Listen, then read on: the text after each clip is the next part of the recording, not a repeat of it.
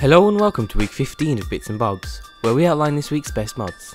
The first mod for today is Morrowind armors for Skyrim. The mod adds 6 entirely new armor sets inspired by Morrowind. It also retextures 3 of the existing armor and weapon sets, and even adds 4 new crafting materials to make the new sets with. The mod even changes the way you make the new Daedric weapons and armor, adding a ritual that summons an unbound demoness that you'll have to defeat before you can obtain the new items. The mod creator has even added the new armor sets to the loot list of bandits, to add that extra level of integration into the mod. There are currently plans to add even more armor sets in the future, as well as open helmets for all of the reskinned armor sets, so make sure you subscribe to this one over on the Steam Workshop. And for today's second mod we have something you might have missed, the Sword Spell Attack mod. The mod adds 4 new sword based spells, with each of them magically firing swords at your enemy in one way or the other. The 4 spells, that we'll call Standard, Auto, Range and Target, all have their own unique way of killing the enemy. The Standard spell shoots swords directly in front of you, killing everything in its path. The Auto spell automatically targets enemies and continually fires swords at them until they're dead. So as you can see in the video, the NPC on the left has God mode, but swords keep firing at him. The Range spell makes swords fall from the sky, which has the same chance of hitting you as it does your enemy, so it's not the most effective of the 4. And the final spell, Target, summons swords and then temporarily slows down time. In the slow-mo you can see the swords firing at your enemy, and then as the slow-mo wears off, the swords launch at your enemy's head with a cool effect. All 4 of the spells are unique, and it's a shame to see the mod didn't receive any attention because the author couldn't describe his mod in English, but hopefully this video will help him out.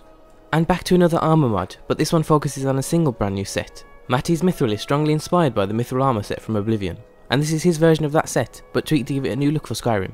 The armor will work for both males and females, but right now it's not compatible for Argonians or Khajiit, but it's something the mod creator may change in the future update. The armor is fully craftable at any forge, and has very similar stats to Dragon Scale armor. We think it fits in well into Skyrim, and if you like this mod you should check out Matty's other mods, Knights of the Nine and Matty's Medieval Knights. And as we step away from armor, so does Hoth Trooper 44 with his first weapon pack.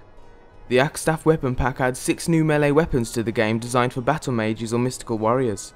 The weapons are given their name because they're a mash between different staff and axe models of different vanilla weapons. All 6 of the weapons have their own theme and can be crafted at a forge under different trees. The weapon stats will also correspond with the vanilla axes that fall under the same tree. For example, the Wabbage axe has similar stats to the Daedric axe.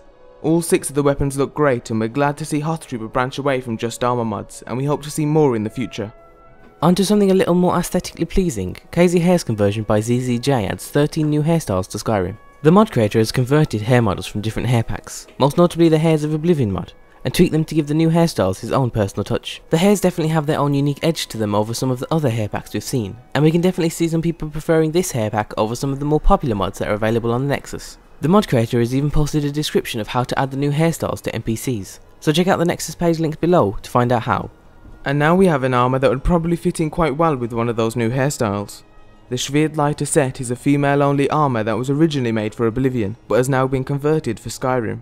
The set is a light armor that can be crafted at a forge under the ebony tree for 1 ebony ingot and 1 quicksilver ingot, and the stats on the set are similar to that of glass armor, but with half the weight. A lot of people were fans of the armor when it originally came out for Oblivion, and we're glad to see the author follow through with a conversion to Skyrim. If weapons are more your thing, the extended vanilla weapons mod is a great mod to try. The mod adds new standalone weapons to Skyrim that are all made from vanilla textures, meaning they'll blend seamlessly into the world of Skyrim. The weapons will change depending on what retextures you've got installed. In the video we've only got vanilla textures, but if you download the Daedric weapon retexture mod, the Daedric weapons in this mod will also take on the new look. As you can see, there are some very interesting new creations added with this mod, from huge hammers to small double-edged daggers, so the mod has something for everyone, no matter what playstyle you choose. And now we have an animations mod that adds a variety of different poses to the game.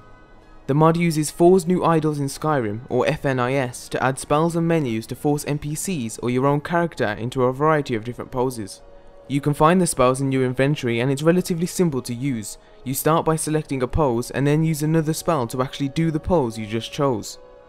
We've seen this type of mod before, however this mod adds poses you might actually recognise. Several of the poses are random, like holding a gun to your head or sitting backwards on a chair, but others are from different sources, like Dragon Ball Z, and a few others look like they might be based on something, but we weren't too sure. So if you think you recognise any, then let us know down below. And on to something a little less animated, the trophy hunting mod aims to give the player a bigger reward for hunting. The mod adds several books that you can buy from the Drunken Huntsman, and once you've read them, you'll have a 75% chance to obtain the items needed for crafting the new trophies from any kills. The new crafting materials can be taken to a tanning rack and then turned into a trophy. Once you've got your trophy, simply stand in front of where you want to place it and drop it. Instead of falling to the ground like other items, the trophy will stay in place. And you can nudge it in any direction using a new menu put in place, so you can fine tune the position until it's perfect. We think it's a great way to add some life to your home. This week we saw the release of 2 popular retextures. First, let's start off with the steel shield. The mod replaces the original, more worn out steel shield with a new, polished, higher quality version. The author has also included Photoshop files for anybody who wants to make any extra changes. The second retexture came after the realization that after dragon bones burn, they don't really look too burnt. However, now with the dragon bones charred retexture, they do. The mod replaces the original, more yellowy white versions of the bones with a greyish variant. Both retextures offer nice alternatives, and more choice is never a bad thing. And to finish off today's episode, we have the Get Snowy mod, which adds a frosty visual effect to the player when snow is falling. The mod will cancel the effect if the weather clears up, or add it if it starts to snow, so it's fully integrated into the game without having to reload anything in order for it to work. Right now the effect will only work on your character, but the mod creator is currently working on making the effect visible on nearby NPCs. It's a long and difficult process, but we hope to see it soon. It's a great little extra touch to the game if you spend a lot of time in the north of Skyrim. And as always, if you enjoyed today's mods, remember to endorse or favourite them to let the creators know you enjoyed them. You can also suggest mods down below or over on our Facebook page. Links for that and everything to do with today's show will be down below, and thanks for watching.